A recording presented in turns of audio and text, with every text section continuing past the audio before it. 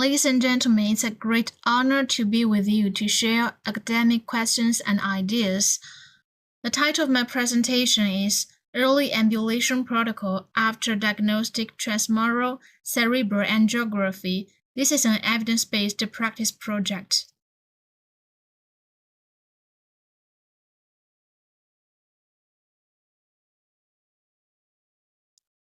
Digital subtraction angiography is a gold standard for the diagnosis of the cerebral vascular disease, and the transfemoral cerebral angiography, the TFA, is a predominant method in DSA. However, it is reported that the patient should receive 6 to 12 hours of the immobilization and bed rest in the supine position to prevent potential vascular complications following TFA, and this will lead to the patient discomforts and difficulty defecation and even a longer hospital stay. So the prolonged immobilization following TFA is an issue we need to address. In recent years, there is an increasing number of studies indicate that the early ambulation could effectively reduce the patient's post-operative discomfort with an increase in the vascular events. So, however, the early ambulation protocol varies among different studies, and there are no uniform consensus in the ambulation protocol. Therefore, in this research, we aimed to summarize the best available evidence regarding the early ambulation protocol after TFA patients. And in this research, we applied the framework, the knowledge to action framework. It including two components, knowledge creation and action cycle. And in this research, we applied this framework and to guide us the study design. In this research, we conducted in total 4 steps and based on this framework, including the knowledge inquiry and synthesis, assessing barriers to knowledge use, selecting, tailoring, and monitoring, and implementation, the intervention, and evaluation. So next, I'd like to introduce each details of each steps. So first stage is a knowledge creation. Firstly, we conduct a systematic literature research. The research including the participants undergoing angiography and the intervention involves the bed rest time or ambulation time, and outcomes involves the vascular complications or comfort measures. This is the following databases were researched. And this is a search strategy for PubMed. Finally, we included 12 articles, it including the 2 expert consensus, the 6 randomized controlled trial, and 2 systematic review, 1 cohort study, and 1 observational study. Based on the included research, we extracted the evidence, and finally we extracted 10 items based on previous articles, and it covering 4 domains: the closure approach, the position management, the immobilization and time in bed, and condition observation. And this is the evidence-based knowledge we extracted from the included research. Based on this evidence, we also formulate a workflow of the early ambulation protocol for patients after TFA, and by this way to make it more clear and easier to understand for clinical nurses. And next, we move to the action cycle stage. So firstly, we assessed the barriers to knowledge use based on the root cause analysis. We identified the barriers including the following 3 aspects. The first one is we found that the clinical nurses were unfamiliar with the experimental protocol, and the second one is they have the inertial thinking to previous protocol, And the third one is there's insufficient monitoring to implement the change. So based on these barriers, we conduct the 2-week evidence-based program training for 23 clinical nurses. Mainly for the first barrier, they are unfamiliar with the program. So the training program, including the introduction of the program, the demonstration of the procedure, and the clinical examination of the procedure. We also provide the training material for clinical nurses to help them better understand the content of the program. As for the third barrier, the insufficient monitoring to implementing the change, we conduct the audit and feedback. We define the audit methods and subjects for each item and also define the criteria for implementation for each item. By this way, we have to promote the clinical nurses to master the content of the program and promote them to implementation. And next, we conduct the intervention and evaluate the outcomes.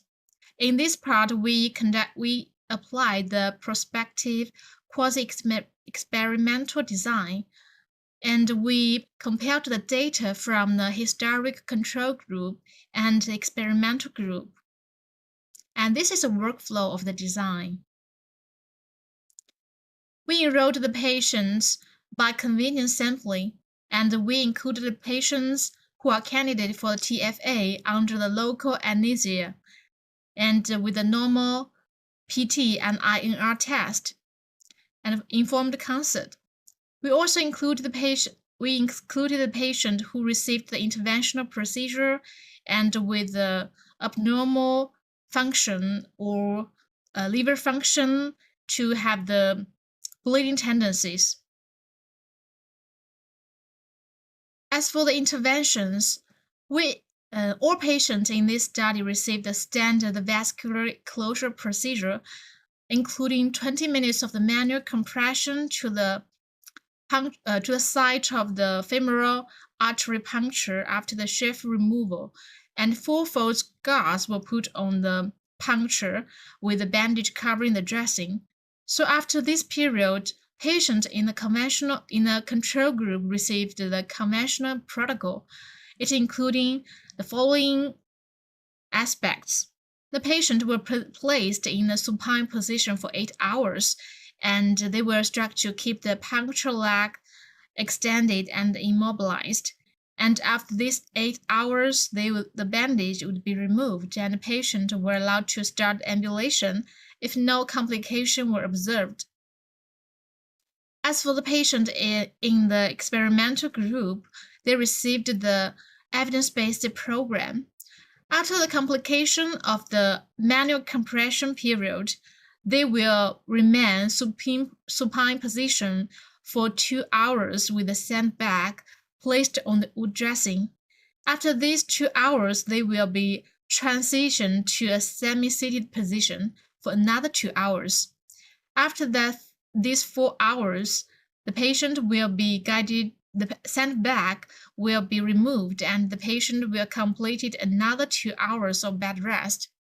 Notably, they can move freely in the bed in these 2 hours.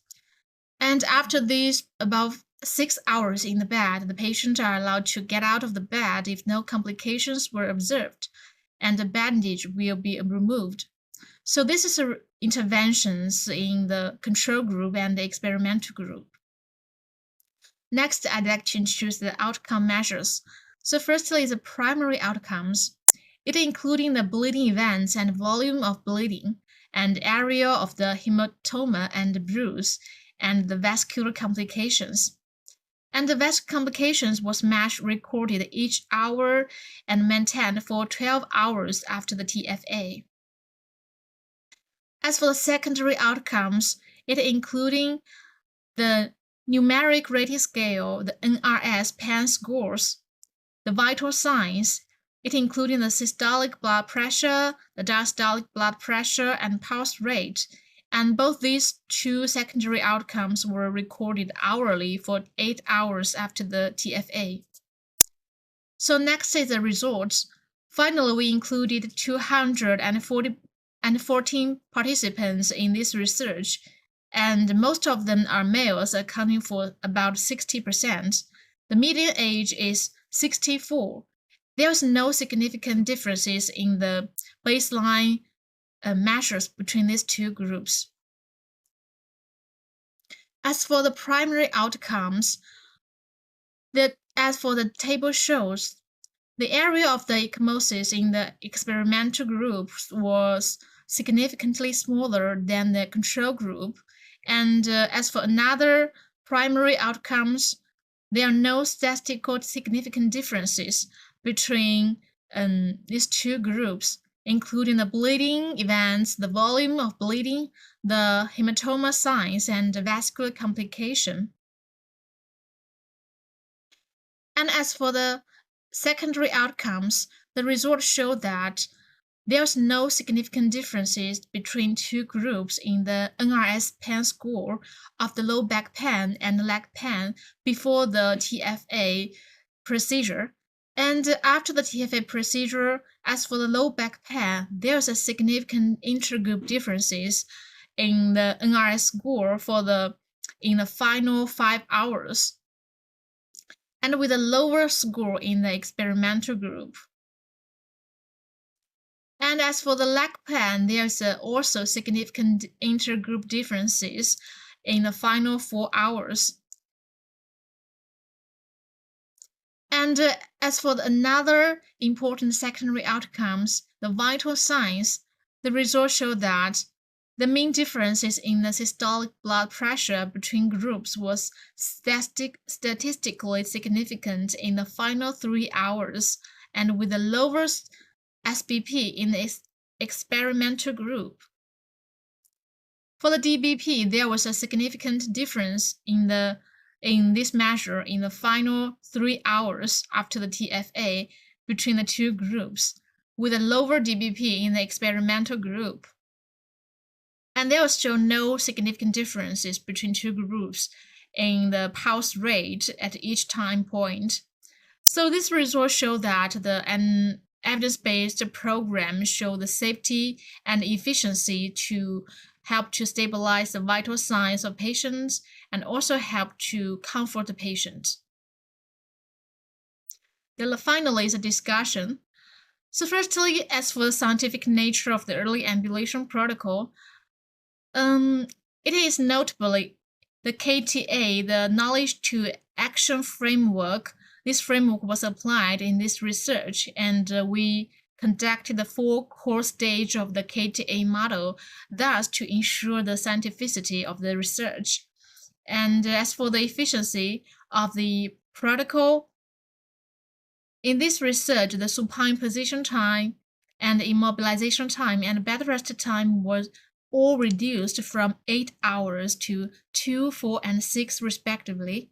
And this result demonstrates that the evidence-based early ambulation program is effectively to reduce the severity of the low back pain and leg pain and help to stabilize the vital signs. This result demonstrates the efficiency of the early ambulation protocol. As for the safety of the protocol, it is very important for evidence-based research. Our results demonstrate that this protocol does not increase the incidence of vascular complications. It also provides new evidence for clinical nurses to design the early ambulation protocol program for clinical nurses. However, there are some limitations we must acknowledge in this research. Firstly, this research enrolled patients who plan to undergo diagnostic transfemoral angiography without intervention, so this result cannot be generalized to patients undergoing intervention. And secondly, the patient with abnormal coagulation profiles was not included in this study, considering the increased risk of the bleeding. So it is recommended that this patient population can be investigated in the future study. Thirdly, the randomized controlled trial design was not applied in this study due to the challenges of the conducting different protocol in the same ward. So we hope to conduct the randomized controlled trial with follow-up in the future studies to supplement our conclusion.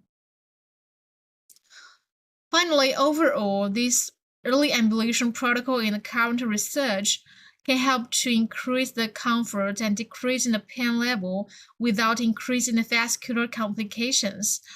It includes the 4 hours of immobilization and a 6-hour time in bed accompanied by change in position from the 3rd hour after TFA. So this simple and relatively cost-free evidence-based early ambulation protocol can help to effectively improve the comfort of the patient following TFA. And that's all my presentation. Thanks for your listening.